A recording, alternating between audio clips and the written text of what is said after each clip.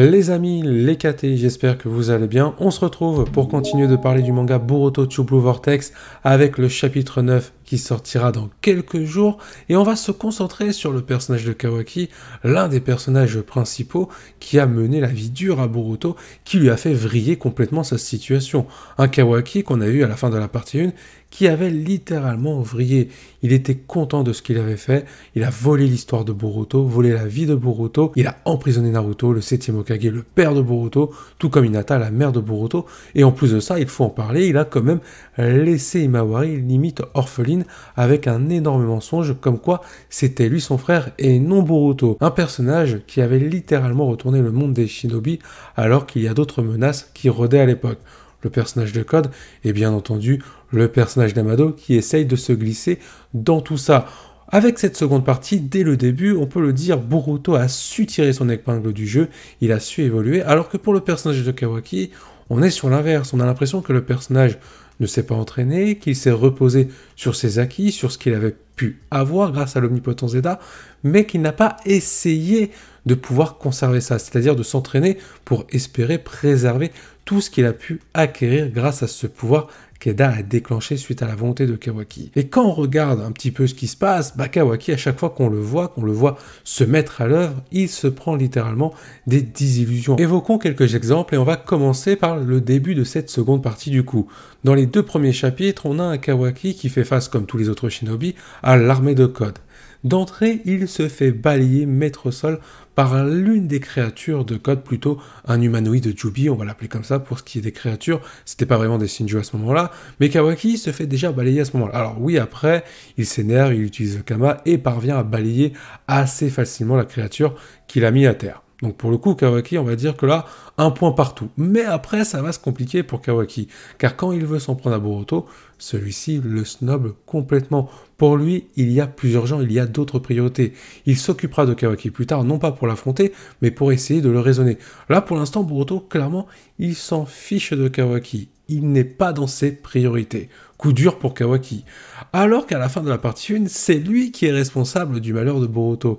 Là, on voit clairement que Boruto, il s'en fiche. Pour lui, Kawaki, ce n'est même pas un rival, ce n'est même pas une menace. Et pour Kawaki, ça fait mal. Alors après, c'est vrai que Kawaki va avoir l'opportunité d'aller à la rencontre de Boruto, je crois que c'était dans le chapitre 6, mais Mitsuki va l'en empêcher avec une facilité déconcertante. Il va le neutraliser en un coup. Kawaki est parti pour dormir. Et ce ne sera pas la première fois que Kawaki va dormir, puisque dans le chapitre 8, Kawaki face à Jura, alors oui, il arrive à repousser un peu Hidari, mais Jura en un coup parvient à calmer instantanément Kawaki qui repart pour dormir une nouvelle fois. Ces exemples que je viens de vous dévoiler permettent de montrer la différence flagrante entre Boruto et Kawaki. Boruto est dans une situation à cause de Kawaki, à cause de ce qu'a fait Kawaki à la fin de la partie 1, donc Boruto part avec un désavantage. Alors que Kawaki, il est dans une situation car il a mené à cette situation. Il se retrouve là parce qu'il l'a voulu à cause de ses actions, ou plutôt grâce à ses actions, pour parler de Kawaki. Ce qui veut dire que là, il y a un avantage pour Kawaki, il y a un désavantage sur Boruto, comme je l'ai dit il y a quelques instants. Techniquement, Kawaki aurait dû tout faire pour garder cet avantage, pour réaliser ses objectifs. Protéger Naruto coûte que coûte, c'est son premier objectif, et surtout tuer par-dessus tout Boruto, car c'est une menace à cause de l'Ototsuki qu'il y a en lui avec Momoshiki. Mais au contraire, avec ces 3 ans dans l'ellipse, on comprend qu'il y en a un qui a évolué malgré ces histoires qui lui sont arrivées, malgré la situation dans laquelle il se retrouve. On voit un Boruto qui a évolué à la fois au niveau de sa puissance, au niveau de sa mentalité, et aussi au niveau des responsabilités qu'il doit prendre par rapport aux enjeux qu'il y a face à lui par rapport au monde de Shinobi. Alors que Kawaki, c'est son égoïsme qui continue un peu à dicter ses actions, et son égoïsme l'empêche d'évoluer, que ce soit au niveau de sa mentalité, et pire, au niveau de sa puissance. Parce qu'on a vraiment l'impression que Kawaki, il ne s'est pas du tout entraîné, qu'il se repose sur la puissance du Kama. Un Kama qui, au départ, il reniait plus que tout. Maintenant, il n'hésite pas à s'en servir pour acquérir la puissance qui lui manque. Mais là, on voit clairement qu'il y a un fossé entre Boruto et Kawaki. Et ça nous rappelle la mentalité qui nous avait été présentée au tout début avec ces deux personnages, une mentalité qui avait été approfondie dans l'anime. On voyait un Boruto pour acquérir de la puissance, pour progresser, qu'il fallait s'entraîner coûte que coûte. C'était la mentalité de Boruto. Alors que Kawaki, lui, il l'a dit. On n'a pas ce temps-là pour s'entraîner par rapport aux échéances à venir, par rapport aux ennemis qui vont arriver pour s'en prendre à Konoha ou tenter de tuer Naruto. Il faut de la puissance maintenant et tout de suite. Kawaki, lui, préférait obtenir de la puissance facilement au lieu de s'entraîner. On voit clairement cette différence avec cette seconde partie. Un Boruto qui s'est entraîné sans relâche, malgré sa situation, et un Kawaki qui essaye d'obtenir de la puissance facilement sans s'entraîner. Et pour l'instant, clairement, ça le déjoue complètement. Évidemment, on sait qu'il va se passer quelque chose. On nous a teasé le combat entre Boruto et Kawaki au tout début de la partie 1 sur le premier chapitre pour ce qui est du manga. On sait que Boruto, il va devoir s'opposer à Kawaki. Kawaki va faire quelque chose et aussi devenir bien plus puissant pour constituer une véritable menace pour Boruto, pour que Boruto soit forcé d'intervenir. Car là, on l'a vu au début de cette seconde partie, je l'ai dit il y a quelques instants aussi, Boruto, il ne considérait pas Kawaki comme une menace à résoudre. Pour lui, ce n'est pas une priorité. Kawaki va le devenir à un moment donné. Il va revenir au centre des intentions. On l'a vu lors du combat entre Boruto et Kawaki.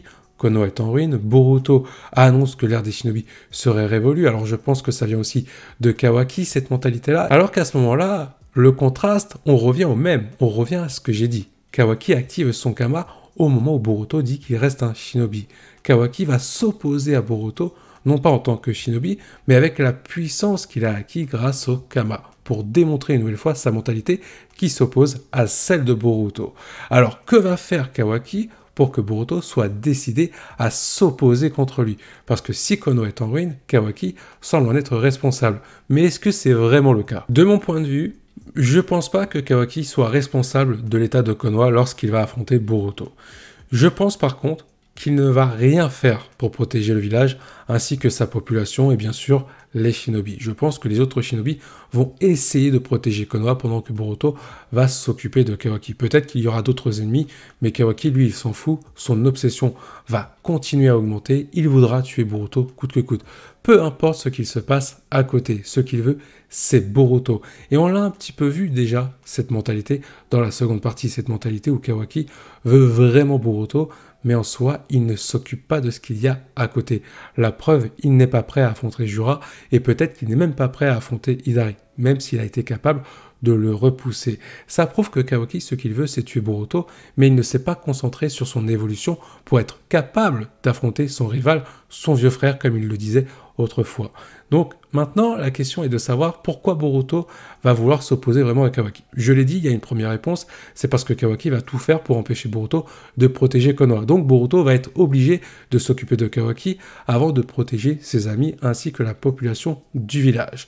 L'autre hypothèse, ce serait que Kawaki a commis l'irréparable, peut-être que c'est lui qui est en réalité à l'origine de la destruction du village, et là Boruto est obligé d'intervenir. Ou alors Kawaki a vraiment commis quelque chose de grave en commettant un meurtre. Et là, forcément, ça pousse Boruto à agir. Parce qu'on se doute bien que le Kawaki qu'on voit là actuellement en termes de puissance, sur cette seconde partie du manga, ça n'a rien à voir de ce qu'on va voir avec le Kawaki lorsque celui-ci affrontera Boruto.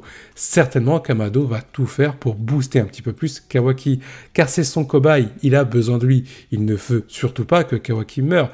Donc, il ira dans son intérêt. Si Kawaki est amené à trahir Konoha, à tuer quelqu'un, Amado ira du côté de Kawaki. En réalité, Amado, ce n'est pas un allié pour Konoha. Il est là parce que Kawaki est à Konoha. Mais si Kawaki va ailleurs, Amado va le suivre. Si Amado veut que Kawaki devienne plus puissant ou que si Kawaki veut atteindre un niveau de puissance plus élevé pour rivaliser face à Boruto, Amado se pliera à ses exigences. Il a besoin de Kawaki pour ses objectifs, ramener sa fille à la vie, si c'est vraiment le cas. Maintenant, je vais évoquer une vision plutôt court terme de ce qu'il pourrait arriver dès le chapitre 9, parce que là, on était plutôt sur du long terme, mais vous allez voir qu'on est peut-être plus près du combat entre Boruto et Kawaki qu'on ne le pense. Imaginons qu'en réalité, Jura et Hidari, ce soit eux les responsables qui amènent à la destruction de Konoha. Là, on l'a vu à la fin du chapitre 8, Kawaki a été neutralisé et ils sont face à Imawari ainsi que l'équipe 10. Je pense que Boruto pourrait intervenir, je pense qu'il ne va pas laisser Konoha se faire attaquer plus longtemps que ça par rapport à Jura Hidari et certainement les autres Shinju, il ne faut pas les oublier eux aussi. Donc, il pourrait intervenir. Mais ce qui serait intéressant, ce serait que Jura Hidari commence plusieurs combats face à différents shinobi. Je pense à Hidari contre Sarada aussi, Sumire pourrait aussi épauler Sarada, avoir le rôle de Mitsuki aussi, ça aussi c'est une interrogation, Imawari contre Jura, ça pourrait être très intéressant. On pourrait voir Boruto arriver et Kawaki se réveiller par la suite, par exemple dans le chapitre 10, pas forcément dans le chapitre 9, et on aurait le droit à un combat Jura contre Imawari, Boruto, avec pourquoi pas l'appui de Kawaki temporairement pour essayer de se débarrasser de Jura. Par contre, Boruto pourrait ne pas se méfier de Kawaki, parce que s'ils parviennent à battre Jura, peut-être que Kawaki voudra se retourner directement contre Boruto, mais Imawari va tenter d'empêcher cela avec les actions de Kawaki. Kawaki pourrait commettre un acte irréparable en s'en prenant à Imawari, ce qui pourrait expliquer pourquoi Boruto pourrait s'opposer à lui. Parce que là, on l'a vu à la fin du chapitre 8, Boruto va peut-être intervenir. On ne sait pas où il est, on ne sait pas s'il va venir. Mais ce qu'on sait, c'est que Kawaki a été neutralisé. Donc Kawaki va être mis hors jeu quelque temps. Il n'est pas impossible que Kawaki puisse récupérer une tenue plus adepte pour le combat en passant par Amado pour booster sa puissance. Konoha se fait détruire au même moment et lorsque le combat arrive, Jura contre différents adversaires, Boruto, Kawaki, Imawari ou même d'autres shinobi, et Kawaki pourrait se retourner contre Boruto à ce moment-là, ce qui amènerait au fameux combat entre Boruto et Kawaki qu'on nous avait teasé au début de la partie 1. En soi, les événements pourraient arriver plus vite qu'on ne le pense. Là où j'ai un petit peu peur pour Kawaki au niveau de l'évolution en termes de puissance, c'est comment il va l'obtenir. Alors, clairement, on se doute bien qu'il ne va pas s'entraîner, qu'il va acquérir la puissance de sa manière la plus appropriée, de la manière qu'il considère la plus rapide et la plus efficace pour être capable de tuer Boruto, un peu comme ça a été expliqué avec sa mentalité en comparaison à celle de Boruto dans la partie 1. Et on sait que là, Boruto est plus fort que Kawaki, car Mitsuki a clairement jugé la puissance de Boruto par rapport à celle de Kawaki.